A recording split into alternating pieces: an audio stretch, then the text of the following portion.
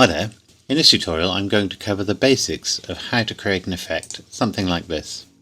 So you can see I've got some live action of moving my hand, and then I've overlaid that with a tracked object, which is actually a water simulation or fluid simulation, and it appears that my hand is interacting with that fluid simulation. So there's a number of different areas to cover. I'm not going to be able to do it in as much detail as I did for this demonstration because it would be a very long tutorial indeed, but I'll try and cover all of the basics so you can have a go yourself. For my Patreon patrons, I will be uploading this file with the video file for them to play with. So let's make a start. So to begin with, we need to track it. Even though I tried to hold the camera relatively still, there's still a little movement there, and to be honest I think that really adds to the realism of the effect anyway. So if we come up here and click the little plus, we can go to VFX and select motion tracking. And the first thing we want to do is click on clip, open clip, and then go to your video and load that in. And there is the video. And then you want to click on prefetch, and you'll see this bar shoots along down here. And as long as the video isn't too big for the memory of your machine, it should all turn that purpley blue colour. And then you can press the space bar and there's the video. We can then click up here to say set scene frames, because the default of course is 250 frames. If I click that, you can now see that's shot up to just under 400. And I had a few other bits in there, but the tracking got a bit off on there. So the first thing we need to do is to track the basic scene. You can do a couple of different tracks here. You can track the background, but you could also track the foreground, the hand, the moving hand. For this relatively simple scene, I decided that wasn't really necessary. I didn't need to automatically track it because there wasn't enough to be worth tracking. So that's done through a mechanism somewhat like rotoscoping, but we'll get to that in a little bit. But we do need to track the background. So obviously we don't want to track against something that's waving around and moving like that leaf there, but these leaves aren't moving, those shadows aren't moving, so we can use those. The more tracking points you can apply, the easier it will be to solve, which is basically achieve the tracking.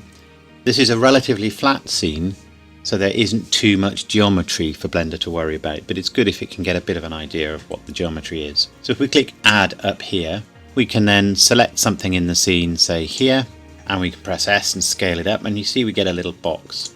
If I click here on the track, this is what little box is seeing. So I'm going to make that even bigger. Generally, you want these boxes to be relatively small. Otherwise, Blender's got a lot more work to do to maintain the track. But if you make them too small, then the image could be too blurry, especially if it's something like this, which is mobile phone footage, and there isn't a massive amount of contrast. So we can track each one as we go along, or we can track them all at the end. But I'm not going to put an awful lot on here, so for my purposes, I'm going to track them as I go. So if we click up here, we can see that we can say track forwards, and Control T is the easiest thing to do for that. So Control T, and you can see there it goes, and it may lose the track at one point because the camera's got a little jerk on it later on, and it's going relatively slowly because it's quite a large tracking box, so that's not too bad. And you can see a graph down here of the axes being used to track it, and these aren't too bad. They're wobbling around, but that's exactly what you want to see. What you don't want to see is big spikes that shoot to one side or another. So overall that track was successful. So I'm going to put a few more on now. Where you have things go in front, or if they go off the screen, you will lose the track at that point, which doesn't necessarily mean it's of no use, but it does mean there's less data there to use. So I'm just having a look where my hand goes, and that's fine. I'm only going to use up to about there. So I'll add another point and we'll put it there, make it a little bigger. Again, that will slow the track down, but that's fine. Perhaps there, that looks like a slightly better contrast. There's a more noticeable pattern in there. And then I'll add another one, which I'll put here perhaps, and just centering that point. Another good thing to do is to have the center of the tracking point somewhere recognizable rather than just near, because you may need to tweak this track later to get it to work properly and to smooth out any little problems. So the ones up here are probably going to go off screen at some point. Bear in mind I haven't tracked two of those points yet, which is why they're not locked in. Yeah, so you can see the camera drops slightly. But I think I can use the tip of that other leaf as well. And I'm just using the normal Blender mechanisms to move things around like G and so on, and S for scaling these points. So as I said, in a bigger motion graphics scene, you would use much smaller tracking points. You might even use the automatic detect, so you can detect features here and it will run around and look for things which it thinks are high enough contrast to use, and you would have a lot more. For this scene, it's not really that necessary. It doesn't have to be a perfect track. All we're trying to do really is understand the motion of the camera.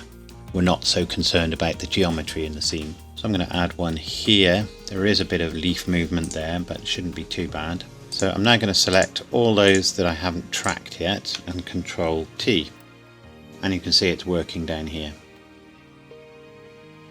So you can see from the fact that a couple of these are a different colour that they lost track. So if I select that one and come back, it's tracking here, and then about there it lost track. There's no particular reason in this case, but if we have a look at the image there, I'm using the left and right mouse button. I go on, and where it turns pink, that's where it's lost track.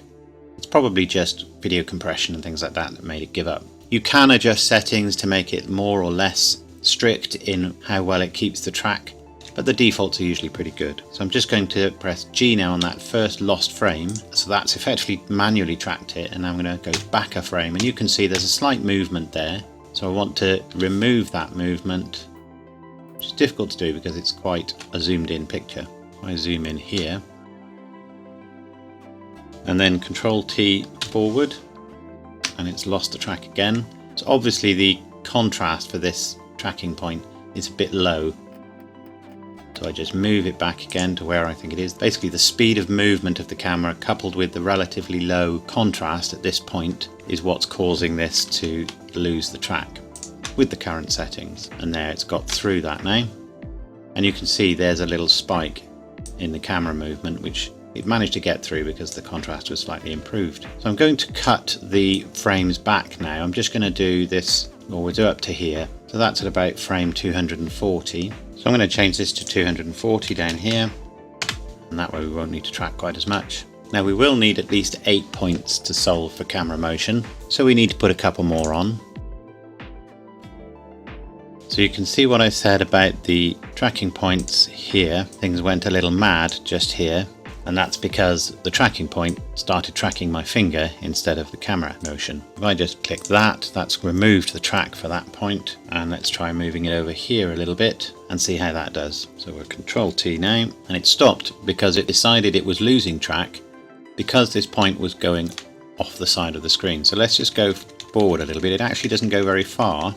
What I could do is manually track until the whole thing is back in, but what I think I'll do, so we'll need to clear the track and then scale it down a little bit, and then Control T. If you don't clear the track, it will record the change in scale of the track as part of the track, so it will see it as geometry.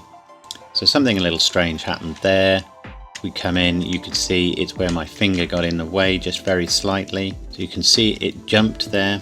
So if I move that back to about there, and then go on a frame and move it back to about there again, and then go on one frame more. Basically, I'm just trying to get to a point where it's no longer being obscured by my finger. There we go, we're just about there now. Go one more. I'm not actually tracking at the moment, I'm just manually creating a track. And now we'll Control T there and see if that sticks. And that seemed to get to the end. We've still got a bit of a wobble there, and you can smooth these tracks out later. So essentially we have our 8 tracking points now. Again, this is a very simple track. I'm not trying to really reconstruct any geometry. I'm just trying to track the camera motion. So if we go to Solve now and just click Solve Camera Motion, we've got a solve error up here of 0.97. Now actually that's pretty good. You generally are looking for less than 1. I think the original video I did was actually well over 1, it was almost 2, which is a bit high for a solve error, but actually it seems to work okay in that particular application. So if we now select, say, 3 points, these are all points that are on this shadow, so they must be all on a flat plane. We can say wall. So this just tells Blender that there's a wall there. Now, just because of the nature of this track, it is giving me a slightly weird view up here, and then I'm going to say set up tracking scene. So it's put a basic light and a couple of objects in the scene, and if I keep my mouse over that window, you can now see that the camera is moving around and those objects seem to be moving with it. because it's only got a limited amount of information, it's just made a surprising choice in terms of basic angle of the camera. So for the time being, we're finished with this area now. So if we go back to layout and we turn our camera on so we can see what it's doing, there it is. So you can see the original image is showing up in the background there, and you can start to get an idea of what we're going to do. I'm just going to remove that light for the moment as it's in the way to a certain extent, and I'm going to take that plane and I'm going to bring it over here and start to rotate in order to get it to line up with the camera. So you can see we're getting there now.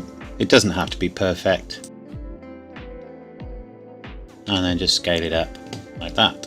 Don't yet know if I'm happy with the distance from the camera, but that's got that there. I'm doing this all in cycles, by the way, and it's worth calling up here the option to show whether something is rendered. So by default you will get a foreground and a background, and there's a few other things it will set up as well. So this object is really just going to be there to allow us to have a shadow of anything in the scene. We don't need to add even a material to it. We can just go straight to Object Properties, then under Visibility you can see it's already got Shadow Catcher listed. But I'm then going to turn off everything except for camera, just to make sure it doesn't have any effect, because what I tended to find was, especially with fluid, the background as an object started to show up through the fluid even though it wasn't visible around the fluid. So I've got a number of lights in the live action, so I'm just going to add some point lights. You probably find if you do it this way that it's going to be quite a large scene. You'll need quite bright lights for this to work. I'm going to set the background to black for the moment, and just so that we can see that there's something in the scene, there's the default cube. So in preview mode I can still see the background there. At this point I'm just going to pull up another window and we'll change that to the shader editor, and we'll go to world and we'll say use node. So at the moment it's just a black surface. I'm going to add a texture. I'm just going to say image texture. Click open, go to my source video and select that and say open image, and it recognizes that it's got multiple frames. I just noticed that when I changed to layout mode it had reset the end frame again there, so I just put that back, and we need to set the number of frames up here, so I'm going to say 380. Click auto refresh, that just makes sure it rechecks the video and change something. I'm going to set it to leave it at linear and flat, but I'm going to say extended here. So what that means is we won't just get the image itself hovering surrounded by blackness, it will just take all the pixels at the edge and extend them. Then I'm going to add an input which is texture coordinate, and under vector a mapping node. Take the output of the mapping node into the video vector input, and then take the camera output into the top vector input on the mapping node. And there you can see our image. Now we're not actually going to see this background that we're showing here. It's going to be added in with the compositor. So I did try a number of different options, but this one seemed to work the best. Now bear in mind, all that we're doing with this background is we're using this for when we have a liquid in here, essentially to show the background through it and show a distorted version of the background. So as I say, we're not going to see this, so we're not actually that worried, but sometimes some of these hard lines will show up and it won't look quite right. So rather than that, I'm going to set this to extend, which will essentially take the pixels around the edge and just stretch them out to the edge. And because this is going to be a distorted image through the fluid anyway, that pretty much worked. So I click that, but of course, unless we're centered on the original image, we'll only see the stretched pixels there. So there seems to be a slight bug in the latest version in that you need to bring your mouse over this screen every time you update this offset here to get the update to work. And there you can see we're bringing the image in there, and it doesn't matter if it doesn't completely fit. If I take it a bit further, it's now updating. You can see how that's just stretching the edge of the image, but when it's distorted through the fluid you won't even see that, it won't be visible at all. So this is helping to give us our reflections and refractions in our image. And strictly we should resize it as well, but for the purposes of this demonstration that will be fine. You could play around and get this exactly right, but unless you're really focusing very closely on the fluid, it's not really going to matter. And if you're not using a fluid, or if you're using something which is opaque, it matters even less, and you could probably just use the repeat version just to give you the general lighting of the original scene. And you can see it does update because it is a video as well. So we'll go with something about that, as long as roughly the center is about right. So by default, when Blender sets up the scene, it will create a foreground and background, which we will use when we are compositing. I ended up removing all of those because I found it easier to do that. So I ended up moving things all into just a single collection, apart from the camera, just to keep things simpler. I'm just going to delete these default collections. They're obviously useful when you are doing more complex scenes, but with such a simple scene, I want to keep it simple. So you can see already we've got the shadow of our cube here, but it's clearly, if that cube is somewhere around just in front of those plants, the background is too close. So if I change to 3D viewport up here, what we can do now is just move the background back and perhaps take the light out as well, so that it doesn't give such a large shadow. And the light's probably a reasonable distance away anyway. And then I'll scale it up just to make sure it fills the scene. So we've now got a shadow appearing. We can select our point light. I've set this up to about 5000 watts, which is quite high, but because it's a relatively large scene, I found that's what I needed to do. And then what I did was have a look at the shadows that are in the scene, and then have a look at the created shadow. And obviously it's not taking into account the geometry of the plant here. It is shadowing it, but in reality there'd be offsets. But with the shadows we're going to create, they don't need to be that perfect. So it's always a compromise anyway. But I'm looking at the darkness of the shadow for this completely opaque cube. And if I brighten this up, if I go to 10,000 for example, you can see not only does the cube get more brightly lit, but the shadow gets darker. And then if we reduce the radius, say to 0.1, the shadow becomes a much sharper shadow. Now we don't want a shadow that sharp, so I'm certainly going to, let's try 0.2, just trying to emulate the sort of blurriness of that shadow there. In fact 0.25 was probably pretty close to where it needed to be, and that's maybe a bit too dark, so we'll go to 7500, maybe even 6500. Now unfortunately it won't necessarily update in real time for this version, and there is going to be an issue which you'll see here, where the shadow is much more noticeable on my hand. But of course we're not looking at the proper scene here, so I've just hidden the background in Eevee preview mode just so that we can see the geometry. So at this point let's just create the objects that are going to interact with our fluid. And I'm going to, just for the sake of this tutorial, I'm just going to limit the video now to perhaps 80 frames. So you can see in the background there, my finger comes in and appears to go through roughly where the cube is. So I'm just going to move things around a little bit, and then just using this cube as my placeholder for the moment, I'm going to put it about there because that's roughly where I'm going to want the fluid. So what I now need to do is create something that's going to interact with the fluid. So I'm just going to add a cylinder, scale Shift ZZ just to make it a little thinner. We're just approximating the size of finger here, and you notice I'm pressing Z twice and X twice, and that's really just to limit the activities to the local coordinate system rather than the global one, because the camera's at a funny angle. And if we go to wireframe, we can perhaps see what's going on behind it. And just to make it a little better, I'm just going to add a few more vertices, but it doesn't really matter that much, unless of course there's other bits of fluid moving around. It's whatever you want to be interacting with the fluid really. So I've aligned it roughly with the position of the finger, and we probably want to do it coming into the scene, because that's what I eventually did anyway. I didn't to start with, but I eventually did. So the finger starts to come in about here, so let's put this just off screen and we'll go back one more frame, and then I'm going to turn on auto keying. So just click that here just to make sure it's keyed. I'm just going to say location and rotation here, and I don't want to key every single frame. I could, but it's obviously going to be a bit painful. I might key more as I get closer to where the fluid's going to be. So I'm going to go up a few frames and then move this into here, and you notice some automatic keyframes have been generated, and then we'll go in a few more.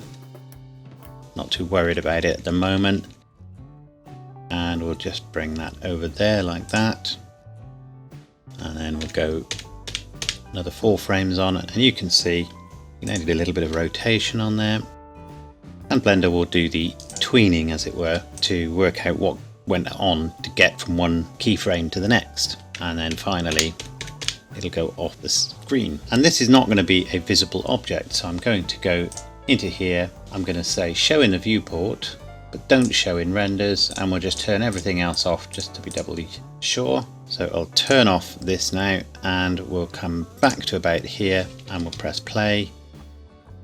And there is some variation there, so where the finger's getting a bit ahead of it, obviously we didn't sample a huge number of frames, so I'm just going to, I haven't got the auto record function on now, so I'm just going to add the keyframes manually. So let's see how that looks. Obviously again there's a bit of a gap there, and let's see how that pans through now. And that's pretty good, and you can see that's pretty much sticking to the finger. So we've now got the object that's going to interact with our fluid, so we can put our fluid object in now.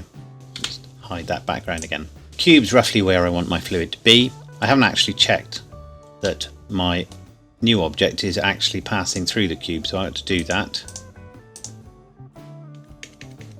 It just about is. So what I'm going to do is I'm just going to move the cube slightly, so if we now watch, there you can see it passing through.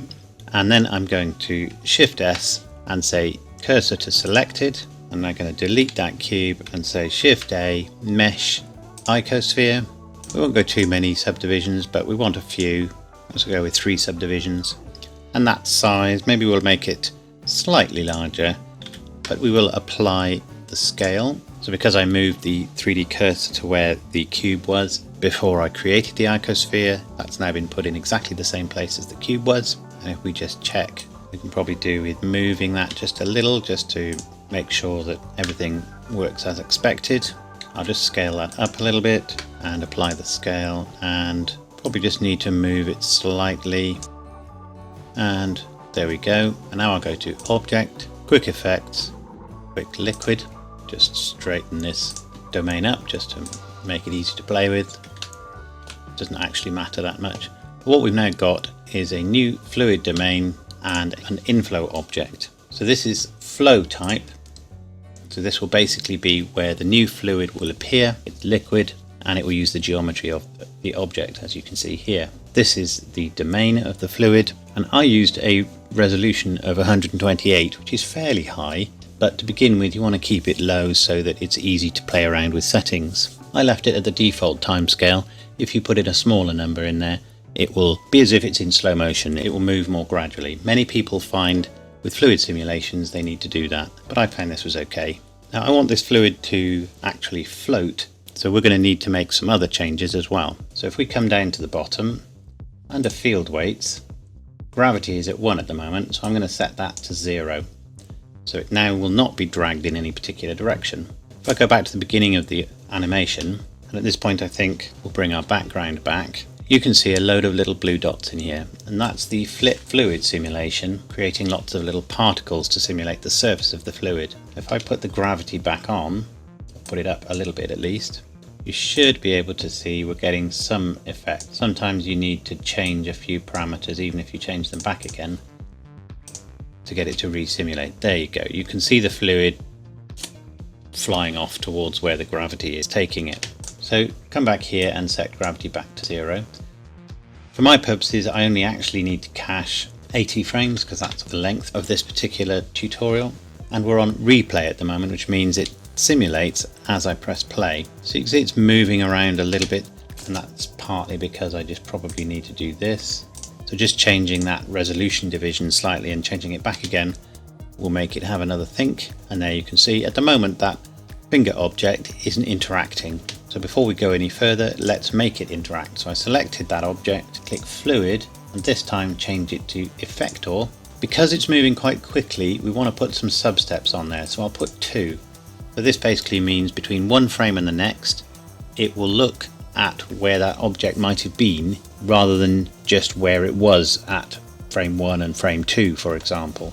The difference may be enough that it could miss the fluid completely, for example, because it is moving very quickly here. So by adding sub-steps, it will work out where that object was and hopefully still affect the fluid. So let's see. If initially it probably won't make any difference because we'll need to tell it to recalculate the simulation. So I'll select the domain again and change some parameters.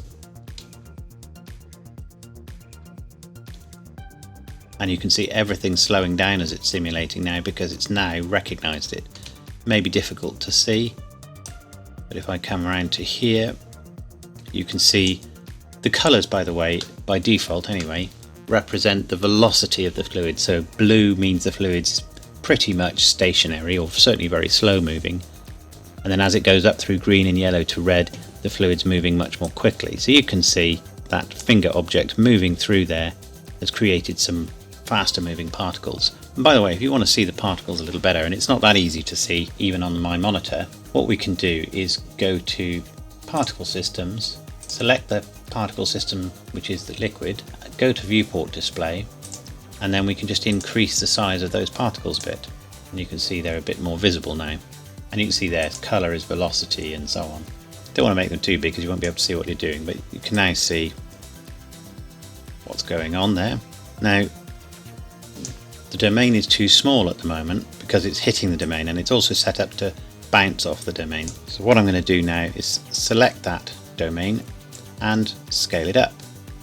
It just needs to be big enough that for my simulation the fluid's going to remain within it. But in case it does go outside, what you can also do under the fluid properties, under border collisions, you can turn all the collisions off. So any fluid that hits any of these borders will actually just disappear, because obviously you don't want some fluid hitting here and then necessarily bouncing back. Obviously if it passes through the background, it will also disappear. So there's not much point in having the domain be a long way past the background. Probably not going to get there anyway, so it doesn't really matter. So if I just change this again, and we'll cause it to start to resimulate. Now part of the problem now is the domain's very big, so we need a higher resolution to see what we're doing. So let's try 64, and there we go. I think we'll go to 100 frames just to allow a bit more beyond. So set the cache to 100 as well, and make sure it's noticed. And once it's cached the results, it'll go fairly quickly. And again, we can go back to the particle system and turn the size of those particles up a bit so we can see them better. So one of the other things, because I had this simulation go on further than this, was I wanted the fluid to sort of move around a little bit, but also recombine if it was closer than a certain amount. So I ended up adding a force field into the center. So I'm just going to select that object, Shift S, and say cursor to selected, and then Shift A, and we'll add a force. Go to the force properties. I set it to a strength of -1, which is an attraction force rather than a repulsion one. You could use a turbulence force as well if you wanted to make it sort of ripple around a little bit. What I also did was come down to the bottom of the force settings, under fall off, and ticked max distance. And if you play with this number, you can see you get a little circle that comes out. So that's the limit that the force will work over. Go back to the beginning. We may or may not have enough of the simulation. We might need to simulate some more. And again, I will need to change some parameters and then change them back again. And the good thing is it's taking its time, which means it is resimulating. And you can see the fluid is moving around a little bit now because of that force. Now obviously particles with high velocity will just go flying off anyway. And so we'll increase that now to 150 frames. We'll come down to the cache and put 150 on there as well. And as it's simulating more, you can now see some of the fluid is falling back into that central area, which is what I wanted because I had obviously further things going on that needed to interact with the fluid. You don't necessarily have to do that, but I guess it's simulating the surface tension of the water. So that's the particle system, so that shows us what's going to happen. We don't have any actual object there yet, we've just got this big block. So in order to make that simulate, we need to tick this mesh option here. Now that can be quite slow. You can see it is working, but it's taking its time. So what I tend to do for that, under the cache, instead of replay, I set it to modular. If we click is resumable, first we'll bake the particles, and then we can bake the mesh. It takes a little bit longer. So now we can see what that looks like. There's our object coming in, and there's the mesh being distorted.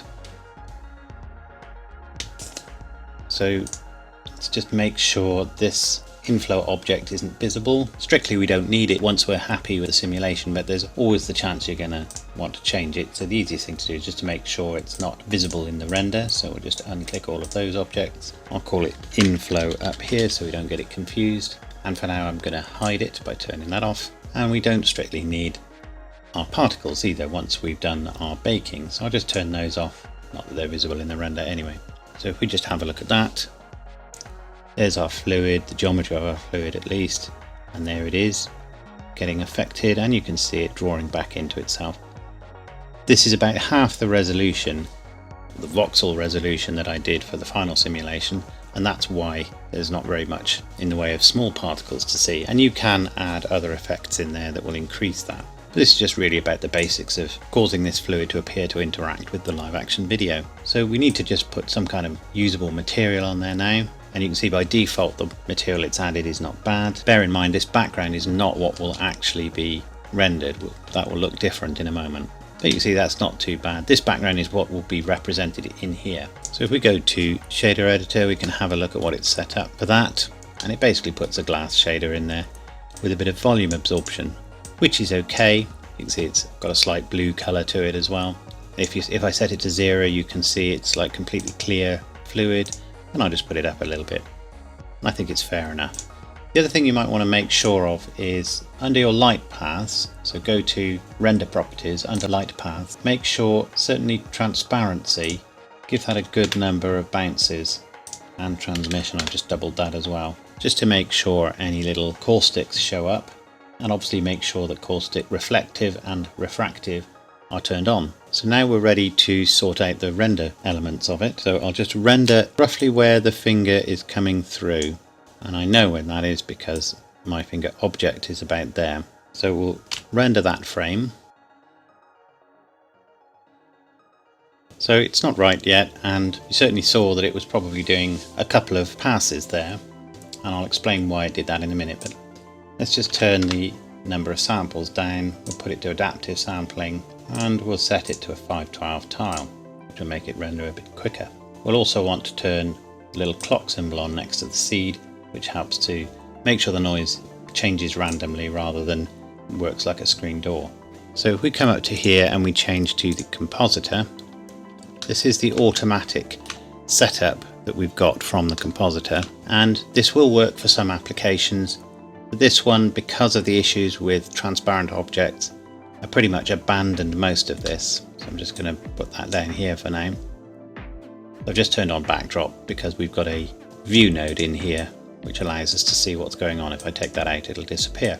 Now you can see we've got the original movie clip, we've got a render layer called background, and another render layer called foreground. It's doing some distortion and undistortion on that background, and then it's combining that with an alpha over node with the foreground. But we don't really have a foreground and a background now. So I'm going to click up here and just change that to a new name called all layers. It doesn't really matter what you call it, but that's what I'm going to call it. And then the background one, I'm just going to delete it. So now we've just got the movie clip itself, followed by the render layer, all layers, and we don't need this third one down here. So I'll delete that one as well. And then we'll just take currently this one out to there, and we'll just join those 2 points to make it easy.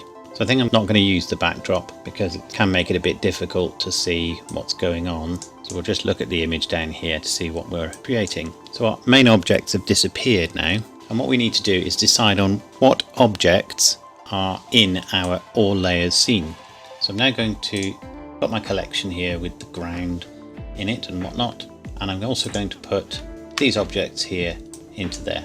Then I'm going to select that collection, right click it, and under view layer make sure it's enabled, which this one is, otherwise it would be lit up. So everything in here will be visible. So that's effectively added this into this all layers view layer. That's why I made it only one, just to keep it simple. You can have multiple view layers and then obviously have them all come in differently. So let's re-render, and that's fine. So now what we need to do is to go to film and turn on transparent. So I press F12 now. You can see it's rendering now the object with a transparent background although you could see that the shadow was there.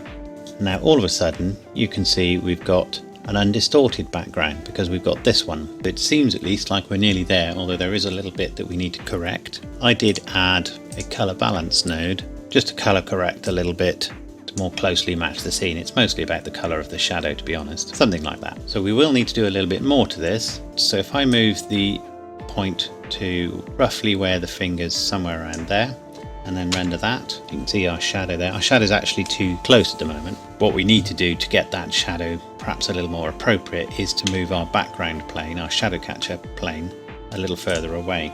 Move that back a little bit and let's see what that shadow looks like. And we'll make sure it fills the screen. Shouldn't matter too much as long as the shadows stay within it. And I'm going to go back a couple more frames, and there you can see the problem. The problem is that although our shadow, when our hand isn't there, could arguably be sitting on the wall, again, probably still needs to be further away. I wanted to make it very visible here. You can see that the shadow is actually sitting on the hand as well. So there's one last little bit to do, and that is to set up a mask which also follows the hand and removes the shadow from the hand. So if we come up to here and we change to movie clip editor and just bring up our movie clip, and we change from tracking to mask, what we can now do is create a mask that follows the hand, and then we'll use that to mask out the shadow. Best place to start is where it's at its largest, because then we can track forward and backward to follow the motion. So this is called rotoscoping, and it is a little bit painful. There are tools in other applications that can do this semi-automatically. So first of all, we click up here and we say new, and it will just default to the name mask. I'll leave it as that. Click up here, make sure you're in mask mode. So hold Control key down and just start clicking to very quickly outline the object that you want to mask. I'm just going to do it very crudely. There we go, it's joined up, and then we can just click and move things around. Those little handles control all sorts of things, and if you just move them around you'll get a feel for how they work. So that's a very roughly created mask. So what we can now do is keyframe and move the mask around, so the mask can change shape as well as move around to align to the animation, and that's the rotoscoping element of it. Press A to select all of the points on the mask, and I'm going to turn on auto keyframe. So let's go a few frames back and we'll move our mask. Looks like it needs a little bit of rotation, and maybe we'll move these points out a little. Should really remove this area from the mask, of course.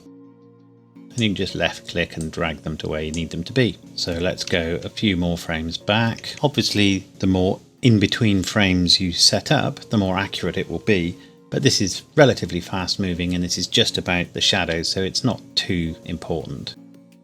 And we can just drag that around there. Probably doesn't even matter too much for this now. This mask is going to be slightly blurry anyway, so it doesn't really matter if it's not precise. And then a few more frames again, and you can see it's disappeared. So that took up to about there. So let's move that around again. Obviously these things, to get right, or to get them as nice as you want them, take a lot more time than I can take in a reasonable length tutorial, and this tutorial is already quite long. I'll just pull that up. There might be a bit of shadow there, and jump on a bit more, maybe slightly less. There you go, I can see where it is now.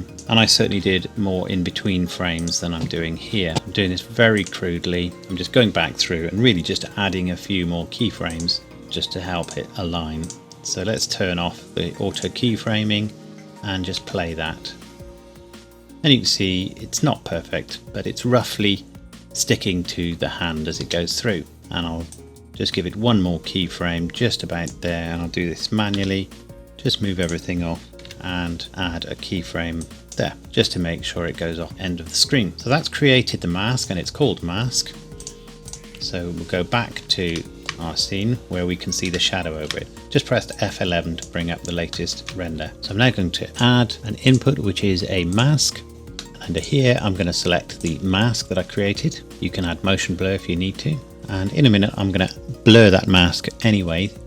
But before we do that, at the moment we're just combining our rendered image with our movie clip. They're just being combined together. What I want to do is decide based on this mask whether I do that or not. So what I'm now going to do I'm going to add color mix node to here, and I'm going to take the output of the alpha over node, put that into the top of that color mix node, and I'm just going to take the output of that mix node into the composite output, and now we can see what's going on. So that's taken the combined input and put it into one side. I'm then going to take the uncombined input, which is just the video, and put that into the other side. So you now can see we've just got the video there, the live action video, and if I switch over to here, we've got the combined version of them. So if I come up to a point where that shadow's a problem, it's not really re-rendering everything, it's just recompositing. There's our shadow where we don't want it to be. Now I'm going to control that mix node with my mask. I've done it in a very crude way so you can actually see the edges of my mask there. So I really should make that a better mask. But one of the things I also did was add a filter, which is a blur node, set it to fast Gaussian, relative, and then I just set it to 1% was what I used, but I had a slightly nicer mask when I did that. So you can see I really do need to improve that mask a bit. I'll set this one to 5 and it's even less visible. But you get the general idea that this is now blurring the edges of that mask, so they are less noticeable that they're impinging on the side of that finger, for example. If I go back down to 2, you can see it a bit more there. So if we go to the point where the finger's actually doing something, go a little bit more than that, and render that, you can see the mask is having no effect there because it's past there. But we are having a slight issue there, and that's really why you need to improve the mask somewhat. So if I come up to here and go to the movie clip editor, call up this one again and go to mask and bring up my mask. So now we can see I can move these points in a little bit and they'll have less of an effect. And obviously at speed you wouldn't notice that so much anyway.